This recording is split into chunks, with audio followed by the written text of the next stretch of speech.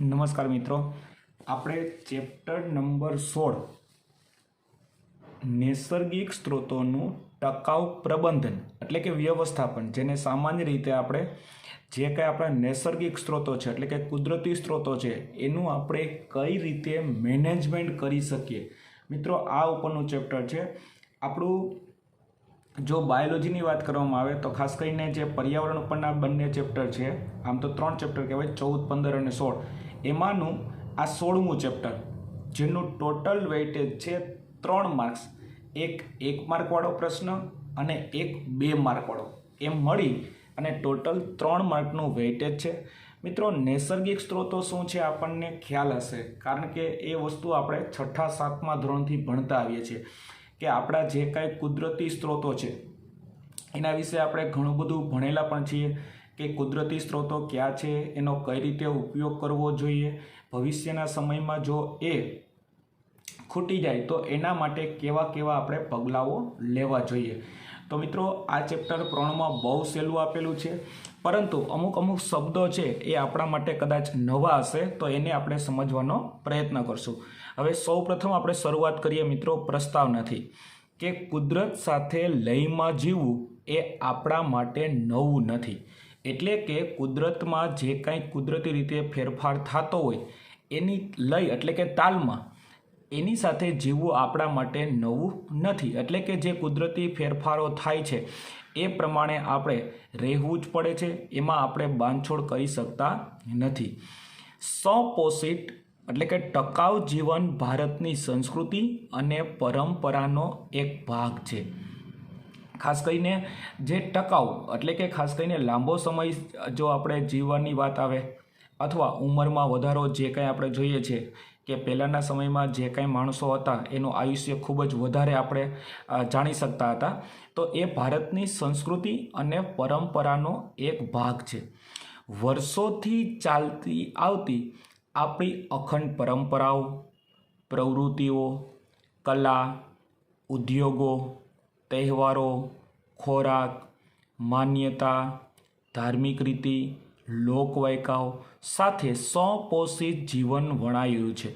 મિત્રો, આ ખાસ કરીને ભારતની વાત કરી છે કે ભારતની અંદર આપણી વર્ષો જૂની જે કાંઈ પરંપરાઓ હોય છે એ પરંપરાઓ છે એ સતત ચાલતી આવતી હોય છે.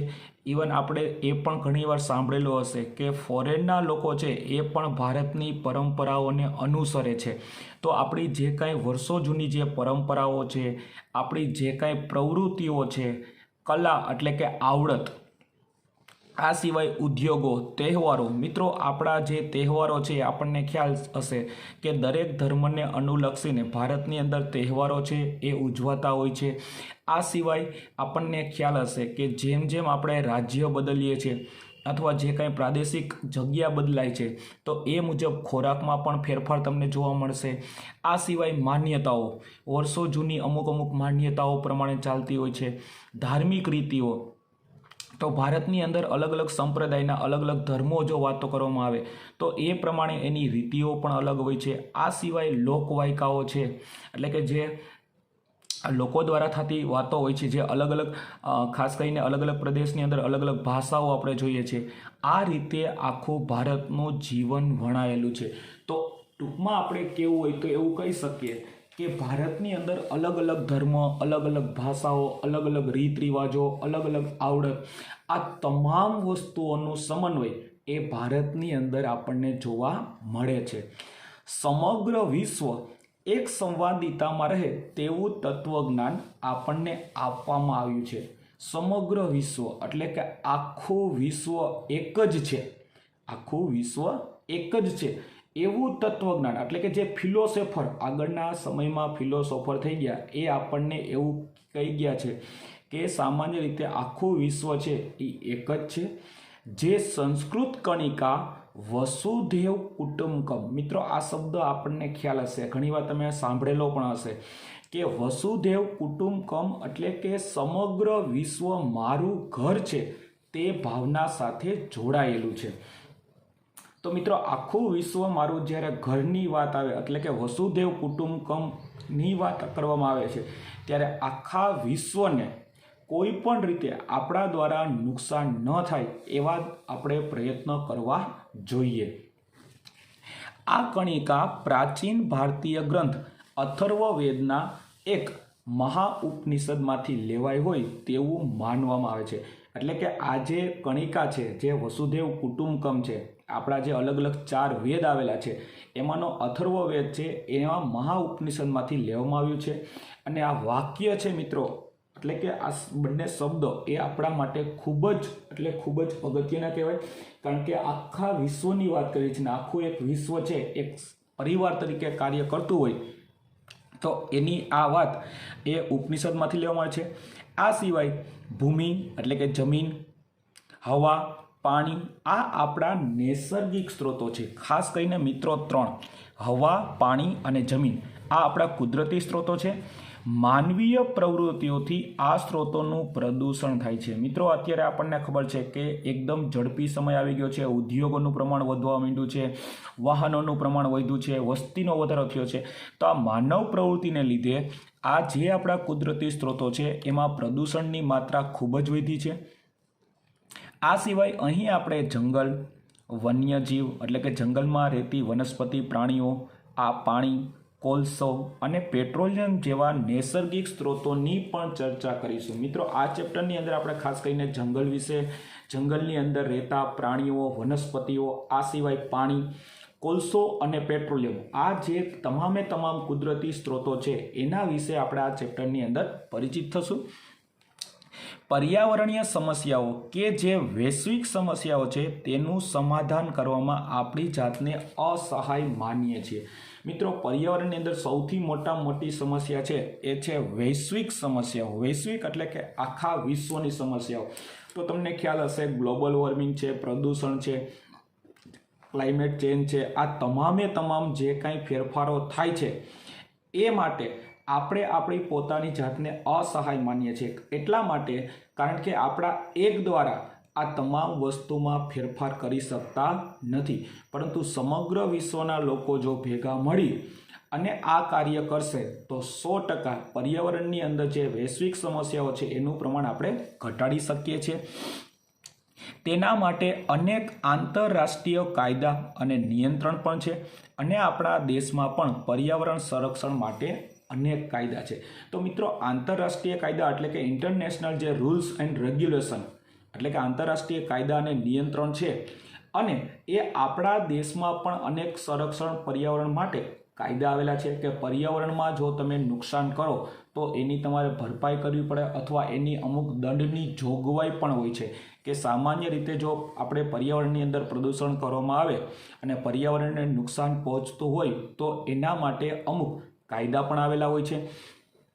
આ સિવાય અનેક રાષ્ટ્રીય અને આંતરરાષ્ટ્રીય સંગઠનો પણ પર્યાવરણ સંરક્ષણ માટે કાર્ય કરી રહ્યા છે. મિત્રો રાષ્ટ્રીય અને આંતરરાષ્ટ્રીય એટલે કે આપણે એવું કહી શકીએ કે નેશનલ અને ઇન્ટરનેશનલ જે સંગઠનો એટલે કે જે યુનિયન હોય છે અલગ અલગ પ્રકારના NGO ને બધે, તો એ તમામ પર્યાવરણ સંરક્ષણ માટે ઘણા બધા કાર્ય કરી રહ્યા હોય છે કે પર્યાવરણને મેક્સિમમ કઈ રીતે આપણે બચાવી શકીએ એવા માટે પ્રયત્નો કરતા હોય છે.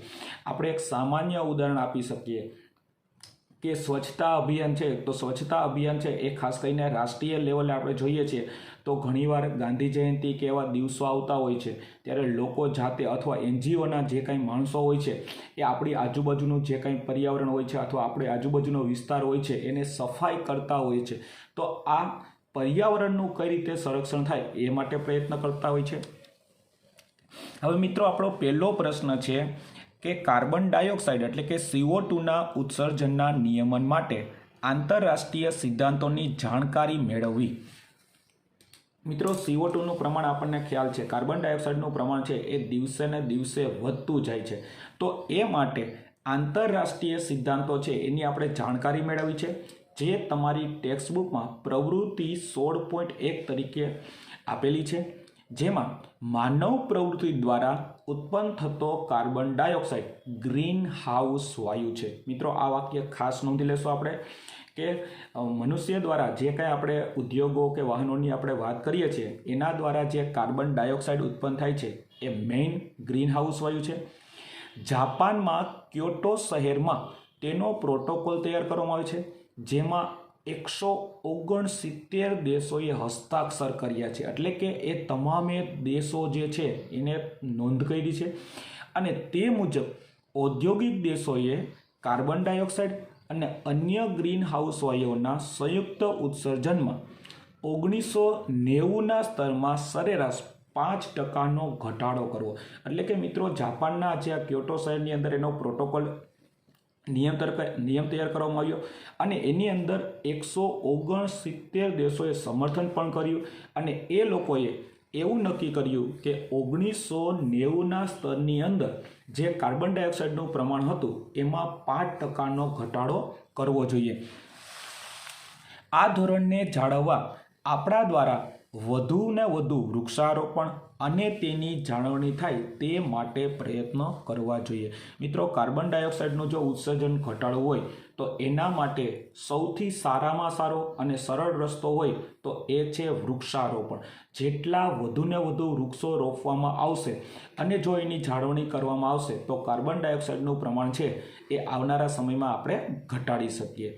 ત્યાર પછી મિત્રો બીજો પ્રશ્ન આપેલો છે, પર્યાવરણ જાળવણી અંગે જાગૃતિ ફેલાવતા સંગઠનોની જાણકારી મેળવવી. પર્યાવરણની જાળવણી અંગે એટલે કે પર્યાવરણ છે એનો આપણે કઈ રીતે જાળવણી કરી શકીએ, દેખરેખ કરી શકીએ, તો એ જાગૃતિ ફેલાવવા માટે અલગ અલગ સંગઠનો છે એની આપણે જાણકારી મેળવવી. જેમાં તમને પ્રવૃત્તિ 16.2 તરીકે આપેલું છે. એવા અનેક સંગઠનો છે, યુનિયન સંગઠનો એટલે કે યુનિયન, જેઓ પર્યાવરણના પ્રત્યે જાગૃતિ ફેલાવવાનું કાર્ય કરે છે. તેઓ એવી પ્રવૃત્તિઓ અને વલણોને વધુ પ્રોત્સાહન આપે છે જેનાથી આપણા અને પ્રાકૃતિક સંરક્ષણમાં વધારો થાય છે. તો આજે અલગ અલગ પ્રકારની સંસ્થાઓ હોય છે, NGO જેને આપણે ઓળખીએ છીએ, તો એ લોકો પર્યાવરણને વધુને વધુ બચાવવા અને કુદરતી જે પર્યાવરણ છે એની અંદર જે વનસ્પતિ કે પ્રાણીઓ હોય એનો કઈ રીતે ઓછામાં ઓછું નુકસાન થાય એ માટે એ લોકો પ્રયત્ન કરતા હોય છે. એમાં એક આપણને પ્રશ્ન પૂછ્યો છે મિત્રો કે તમારી આસપાસના વિસ્તાર, નગર, શહેર, કસ્બા, ગામમાં કાર્ય કરતા સંગઠનોના વિશે જાણકારી મેળવવી. એટલે કે આપણે જે વિસ્તારમાં રહીએ છીએ કે આપણે જે શહેરમાં રહીએ છીએ ત્યાં આજુબાજુમાં કોઈ એવા સંગઠનો છે તો એના વિશે આપણે માહિતી મેળવવાની છે. તો એમાં આવે છે મિત્રો NGO, જેને ઇંગ્લિશમાં નોન ગવર્મેન્ટ ઓર્ગેનાઇઝેશન. તો મિત્રો આજે નોન ગવર્મેન્ટ ઓર્ગેનાઇઝેશન એટલે કે બિન સરકારી સંસ્થાઓ કે જેની અંદર અલગ અલગ પ્રકારની NGO પોતપોતાની રીતે કાર્ય કરતી હોય છે. પછી બીજું છે નેચરલ રિસોર્સ મેનેજમેન્ટ એટલે જે કુદરતી સ્ત્રોતો છે એનું કઈ રીતે વ્યવસ્થાપન કરી શકાય.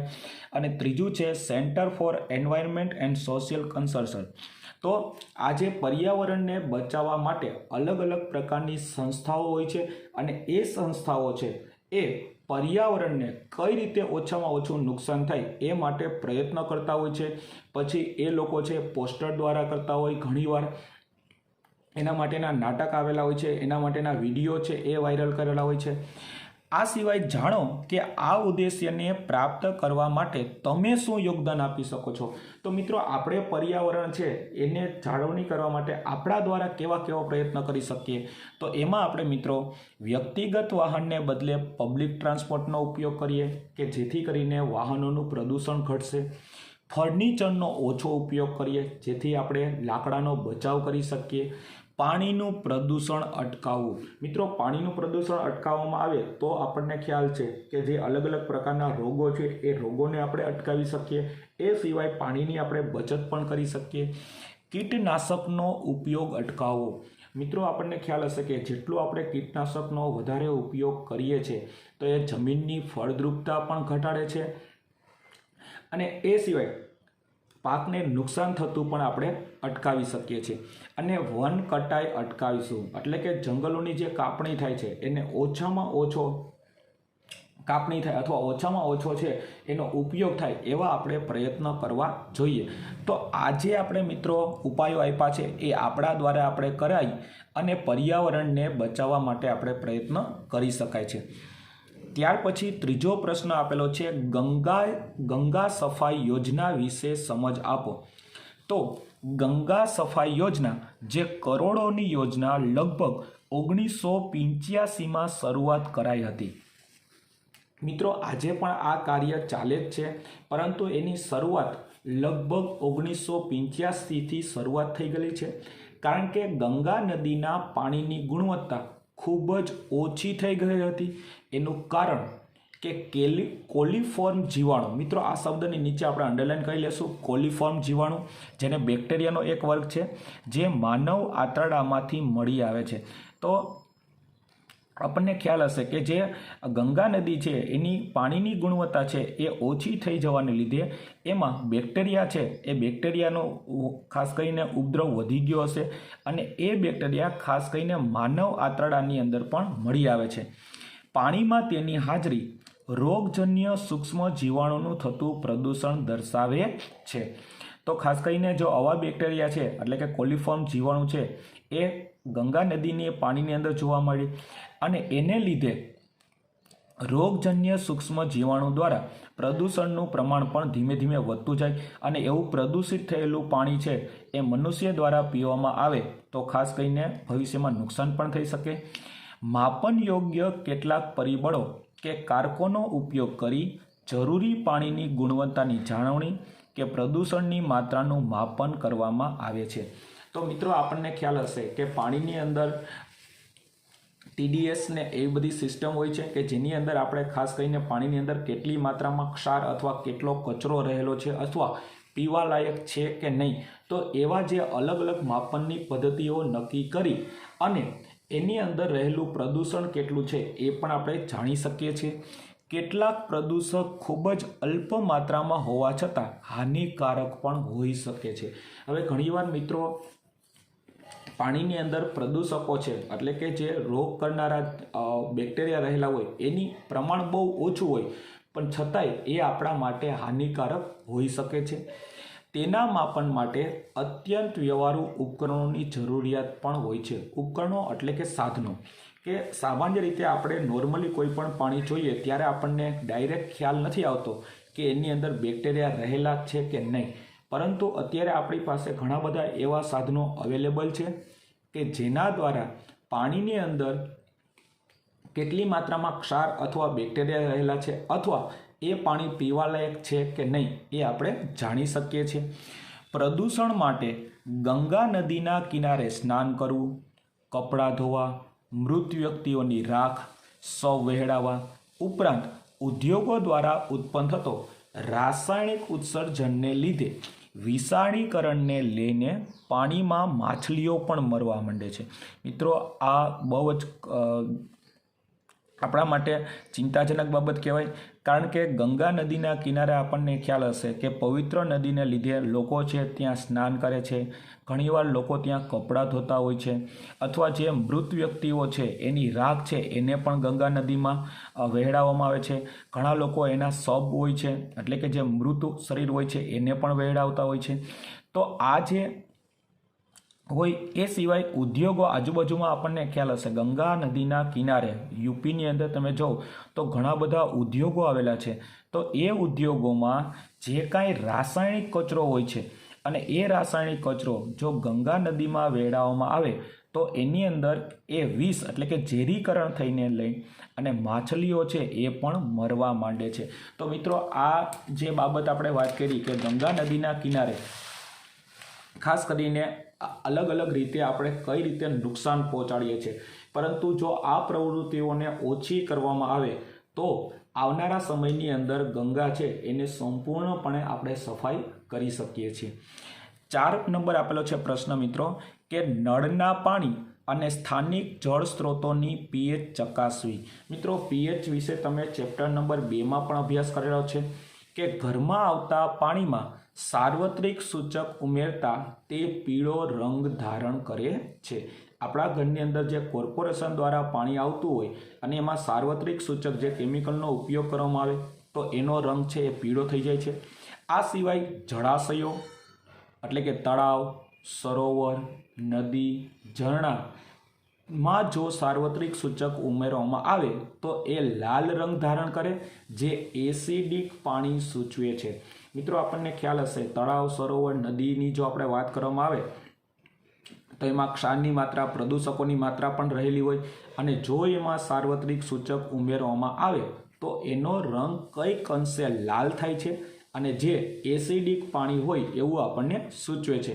જ્યારે નળમાં આવતું પાણી સ્વચ્છ તેમજ તટસ્થ હોય છે, એટલે કે પ્રદૂષિત હોતું નથી. એટલે કે જે કોર્પોરેશન દ્વારા જે પાણી આપણને આપવામાં આવે છે એ સ્વચ્છ હોય છે, એ તટસ્થ હોય છે અને એ પાણીની અંદર પ્રદૂષકો ન હોવાથી એ પાણીનો આપણે ઉપયોગ કરી શકીએ છીએ. એ સિવાય મિત્રો કોર્પોરેશન દ્વારા જે આપણને પાણી પહોંચતું હોય છે એ ક્લોરિનેશન કરેલું, એટલે કે ક્ષારની માત્રા સૌથી ઓછી રહેલી હોય છે. ત્યાર પછી પ્રશ્ન નંબર તમને 5 આપેલો છે મિત્રો કે પર્યાવરણને બચાવવા માટેના 5 R સમજાવો. આપણા માટે મિત્રો સૌથી અગત્યનો ક્વેશ્ચન છે, મોસ્ટ એમપી ગણી શકીએ. તમને બોર્ડની અંદર જે 5 R છે એમાંના કોઈ પણ 2 R તમને પૂછી શકાય છે, એટલે આપણે પ્રશ્ન નંબર 5 છે એને આપણે મોસ્ટ એમપીમાં ગણશું. તો એ 5 R આપણે સમજવાનો પ્રયત્ન કરીએ. બહુ સહેલી ભાષામાં આપેલા છે, ખાસ કરીને ઉદાહરણ જેમાં આપેલા છે એ ઉદાહરણ યાદ રાખવાનો આપણે પ્રયત્ન કરશું. તો એમાં પહેલો R છે મિત્રો રિફ્યુઝ, એટલે કે ના પાડવું. રિફ્યુઝ એટલે કે તમારે જરૂર ના હોય તેવી વસ્તુ લોકો તમને આપે તો તમે ના પાડો. હવે મિત્રો ઘણીવાર એવું બને છે કે આપણે કોઈ વસ્તુની જરૂરિયાત ન હોય અને આપણા કોઈ ફેમિલી મેમ્બર હોય અથવા આપણા કોઈ રિલેટિવ્સ હોય તો એ આપણને વસ્તુ આપે છે તો આપણે એને ના પાડીએ. જે તમને અને પર્યાવરણને હાનિકારક હોય તેવા ઉત્પાદનો ખરીદવાની પણ ના પાડો. ઘણીવાર આપણને પણ નુકસાન થતું હોય અથવા પર્યાવરણને નુકસાન થતું હોય એવી પ્લાસ્ટિકની, રબરની કે એવી કોઈ વસ્તુ હોય તો એ ખરીદવાની ના પાડો. એક જ વાર વાપરી શકાય તેવી પ્લાસ્ટિકની થેલી માટે પણ ના પાડો. આપણને ખ્યાલ હશે કે અત્યારે પ્લાસ્ટિક છે એ સૌથી વધારેમાં વધારે આપણી જરૂરિયાત જેવી વસ્તુ થઈ ગયું છે, પરંતુ શક્ય હોય ત્યાં સુધી પ્લાસ્ટિકની થેલી, જેને આપણે સામાન્ય રીતે ઝબલા તરીકે ઓળખીએ છીએ, એવી વસ્તુઓનો પણ ઓછામાં ઓછો ઉપયોગ થાય અથવા જો આપણે કોઈ વ્યક્તિ દ્વારા આપવામાં આવે તો આપણે એની પણ ના પાડવી જોઈએ કે જેથી કરીને આપણે પર્યાવરણને બચાવી શકીએ છીએ. બીજો R આપેલો છે ઓછો ઉપયોગ કરવો, જેને રિડ્યુસ તરીકે ઓળખવામાં આવે છે. તો રિડ્યુસનો અર્થ એ છે કે તમારે ઓછામાં ઓછી વસ્તુનો ઉપયોગ કરવો જોઈએ. સામાન્ય રીતે આપણે ઘણીવાર એવું બનતું હોય છે કે આપણે કોઈ સેલમાં ગયેલા હોય, એટલે કે કોઈ માર્કેટમાં જાય છે અને ત્યાં સેલ લાગેલો હોય છે તો આપણે જરૂરિયાત હોય 1 કે 2 વસ્તુની, પરંતુ ઘણીવાર આપણે વધારે વસ્તુઓ લઈ લેતા હોય છે ઓછા ભાવને લીધે. પરંતુ એ વધારે વસ્તુઓ જો આપણે ઉપયોગ ન કરી શકીએ તો છેલ્લે આપણને ખ્યાલ છે મિત્રો કે એ કચરામાં જવાની છે અને એને લીધે પણ પ્રદૂષણ થાય છે, એટલે કે પર્યાવરણને નુકસાન થતું હોય છે. આ સિવાય તમે વીજળીના પંખા, બલ્બની સ્વિચો બંધ કરી અને વીજળીને બચાવી શકો છો. તો એ આપણે મિત્રો જનરલી કરતા જ હોઈએ છીએ કે વીજળીના પંખા જે હોય છે, સ્વિચ હોય કે અલગ અલગ પ્રકારના જે ઇલેક્ટ્રોનિક સાધનોનો આપણે ઉપયોગ કરતા હોઈએ છીએ તો જરૂર ન હોય ત્યારે એની સ્વિચ બંધ કરવી જોઈએ. ટપકતા નળનું સમારકામ કરી અને પાણીની બચત કરી શકો છો. ઘણીવાર આપણને ખબર છે પાણીના અલગ અલગ જગ્યાએ પરબ બાંધેલા હોય છે તો એના નળ ખરાબ થયેલા હોય છે અથવા નળ છે એ ઘણીવાર અડધો ખુલ્લો રહી ગયો હોય છે તો એને આપણે બંધ કરીએ તો પાણીની બચત થઈ શકે. ખોરાકનો વ્યય ન કરવો જોઈએ. મિત્રો આપણે જરૂરિયાત પૂરતો ખોરાકનો ઉપયોગ કરવો જોઈએ. એનો મતલબ એવો થયો કે આપણે થાળીની અંદર જેટલી જરૂરિયાત હોય એટલી વસ્તુઓ જ લેવી જોઈએ. જરૂરી ન હોય તો એ વસ્તુનો આપણે બગાડ ન કરવો જોઈએ. આવી અન્ય બાબતો વિશે પણ આપણે અલગ અલગ વિચારી અને ઉપયોગ છે એ ઘટાડીએ તો પણ આપણે પર્યાવરણને બચાવી શકીએ છીએ. ત્યાર પછી ત્રીજો વાર આપેલો છે મિત્રો રીયુઝ, એટલે પુનઃ ઉપયોગિતા. આ પુનઃચક્રીય કરવા કરતાં વધારે સાચો રસ્તો છે, કારણ કે પુનઃચક્રીયકરણ કરશો એટલે કે રિસાયકલ કરશો તો ઉર્જાની જરૂર પડશે, જ્યારે આમાં ઓછી ઉર્જાની જરૂર પડે છે. કારણ કે પુનઃચક્રીયકરણમાં કેટલીક ઉર્જા વપરાય છે. તમે રિસાયકલિંગ કરતા હોય કોઈ વસ્તુનો તો એમાં ઉર્જાની જરૂર પડશે, પરંતુ રીયુઝ કરતા હોય એટલે કે બીજી વાર ઉપયોગ કરતા હોય તો ત્યારે તમારે ઉર્જાની જરૂર નથી પડતી. પુનઃ ઉપયોગની રીતમાં તમે કોઈ વસ્તુનો વારંવાર ઉપયોગ કરો છો, એટલે કે એકનો એક વસ્તુનો વારંવાર તમે ઉપયોગ કરો એને રીયુઝ કહેવાય. જેમ કે પરબીડિયાને ફેંકી દેવાની જગ્યાએ તમે તેને ઉલટાવી અને ફરીથી ઉપયોગ કરી શકો છો. મિત્રો, પરબીડિયો એટલે કે કવર. આપણે ઘણીવાર એવું હોય છે કે કવર ઉપર કોઈ શબ્દ કે કોઈ વાક્ય લખેલું હોય અને આપણે ઘણીવાર એ પરબીડિયાને એટલે કે કવરને ફેંકી દેતા હોય છે, પરંતુ એ કવરને આપણે ઉલટાવી નાખીએ તો ફરીથી તમે ઉપયોગ કરી શકો. વિવિધ ખાદ્ય પદાર્થોની પ્લાસ્ટિકની શીશીઓ, ડબ્બા વગેરેનો ઉપયોગ રસોડામાં જામ કે અથાણા ભરવા માટે પણ કરી શકાય છે. આપણને ખ્યાલ હશે કે આપણે જ્યારે પણ કોઈ બહારથી વસ્તુ લઈ આવીએ છીએ ત્યારે મોટા ભાગે એ પ્લાસ્ટિકની બોટલમાં આવતી હોય છે. તો એવી પ્લાસ્ટિકની બોટલ છે કે ડબ્બા હોય છે એ ખાલી થઈ જાય પછી આપણે સામાન્ય રીતે એ કચરામાં અથવા ભંગારમાં જવા દેતા હોઈએ છીએ, પરંતુ તેની જગ્યાએ આપણે ચા ખાંડ છે કે જામ છે કે અથાણું હોય આ ભરવા માટે પણ આપણે એનો ઉપયોગ કરીએ તો એનો આપણે રીયુઝ કર્યો એવું આપણે કહી શકીએ છીએ. ત્યાર પછી મિત્રો ચોથું આપેલું છે રીપર્પઝ, એટલે કે હેતુ ફેરફાર કરવો. એક હેતુ માટે આપણે ઉપયોગ ન કરીએ તો બીજા હેતુ માટે પણ ઉપયોગ કરી શકાય. જેમ કે આનો અર્થ એ થાય કે જો મૂળભૂત હેતુ માટે કોઈ ઉત્પાદનનો ઉપયોગ ન થઈ શક્યો હોય ત્યારે ધ્યાનથી વિચારી અને તેનો બીજો કોઈ હેતુ માટે પણ ઉપયોગ કરવો જોઈએ. હવે ઘણીવાર એવું હોય મિત્રો કે સામાન્ય રીતે આપણે કોઈ એક વસ્તુ છે એ લઈ આવ્યા બહારથી અને એ હેતુ માટે આપણે ઉપયોગ કરવાના હોય, પણ કોઈ પણ સંજોગોને લીધે જો આપણે એનો ઉપયોગ ન કરી શક્યા હોય તો એનો બીજો કોઈ હેતુ એટલે કે સામાન્ય રીતે બીજો કઈ રીતે આનો ઉપયોગ કરી શકીએ તો એને આપણે રીપર્પઝ થયો એવું આપણે કહી શકાય. જેમ કે એક ઉદાહરણ દ્વારા તમને સમજાવેલું છે કે હેન્ડલ તૂટી ગયા હોય તેવી કાચની બરણી કે કપનો ઉપયોગ નાના છોડને ઉગાડવા કે પક્ષીઓને ચણ નાખવા કરી શકાય છે.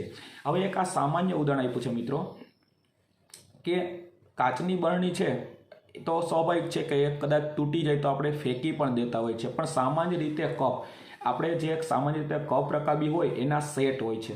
હવે ઘણીવાર એવું બનેલું હોય છે કે કપ છે એનું હેન્ડલ છે એ તૂટી જાય પછી આપણે એ કપને ફેંકી દઈએ છીએ, પરંતુ એ કપનો ઉપયોગ એની અંદર નાના નાના છોડ ઉગાડવામાં આવે અથવા બીજો ઉપયોગ એ પક્ષીઓને ચણ નાખવા માટે પણ કરી શકાય છે. પરંતુ આ વસ્તુ આપણે જોઈએ તો જનરલી એવું બનતું હોય છે કે સામાન્ય રીતે આપણા જે કપ રકાબીના સેટ હોય છે કે 6 નંગ હોય છે તો એની અંદર કોઈ કદાચ ઘણીવાર એવું બનતું હોય કે એક કપ તૂટી જાય તો એની પાછળ જે આખો સેટ છે એ આપણો બગડતો હોય છે, એટલે આપણે એનો ઘણીવાર ઉપયોગ નથી કરતા. પરંતુ તેની જગ્યાએ એ જે કપ હતો કે જેની અંદર હેન્ડલ તૂટેલું હતું તો એની અંદર નાના નાના છોડ એટલે કે પ્લાન્ટેશન તમે કરી શકો અથવા પક્ષીઓને ચણ નાખવા માટે પણ આપણે ઉપયોગ કરી શકાય. ત્યાર પછી પાંચમો આર છે રીસાયકલ એટલે કે પુનઃચક્રીયકરણ, જેને આપણે રીસાયકલિંગ તરીકે ઓળખીએ છીએ. આનો અર્થ એ થાય કે પ્લાસ્ટિક, કાગળ, કાચ, ધાતુ જેવી વસ્તુઓનું નવું ઉત્પાદન કરવાને બદલે પુનઃચક્રીયકરણ કરી અને જરૂરી વસ્તુઓ બનાવવી જોઈએ. અને અત્યારે આપણને ખ્યાલ છે કે રીસાયકલિંગ છે એ સૌથી વધારેમાં વધારે ઉપયોગ થવા લાગ્યું છે. જેમ કે પ્લાસ્ટિક છે એનું રીસાયકલિંગ થાય છે, કાગળ, કાચ, ધાતુ આ તમામ વસ્તુઓનું રીસાયકલિંગ કરી અને એ જ વસ્તુઓનો ઉપયોગ કરી અને એમાંથીને જ ફરી પાછી નવી વસ્તુઓ બનાવવામાં આવતી હોય છે. જે સામાન્ય રીતે આપણે ભંગારમાં બધી વસ્તુઓ જવા દેતા હોઈએ છીએ પછી એ લોકો એને અલગ પાડે છે અને જે તે ઇન્ડસ્ટ્રી એટલે કે કારખાનામાં મોકલવામાં આવે છે અને ફરી પાછું એનું રીસાયકલિંગ કરી અને એમાંથી નવી વસ્તુઓ બનાવતા હોય છે. પુનઃચક્રીયકરણ કરી શકાય તેવા કચરાને અન્ય કચરાથી અલગ એકઠો કરવો જોઈએ. એટલે કે જે વસ્તુઓનું રીસાયકલિંગ થાય, કાગળ છે, કાચ છે, ધાતુ છે, પ્લાસ્ટિક છે, આ તમામ વસ્તુઓનો જો અલગ અલગ કરી દેવામાં આવે તો એ દરેકે દરેકનો ફરી પાછો આપણે રિસાયકલિંગ કરી અને દરેક વસ્તુઓનો આપણે ઉપયોગ કરવામાં આવે તો સામાન્ય રીતે નવી વસ્તુઓના ઉત્પાદન માટે જે આપણે ખર્ચ થાય છે એને આપણે ઘટાડી શકીએ અને આ રીતે આપણે પર્યાવરણને બચાવી શકીએ. તો મિત્રો આ જે 5 આર છે એ આપણા માટે અગત્યના હતા. એ 5 આર આપણે યાદ રાખવાનો પ્રયત્ન કરીશું. આભાર.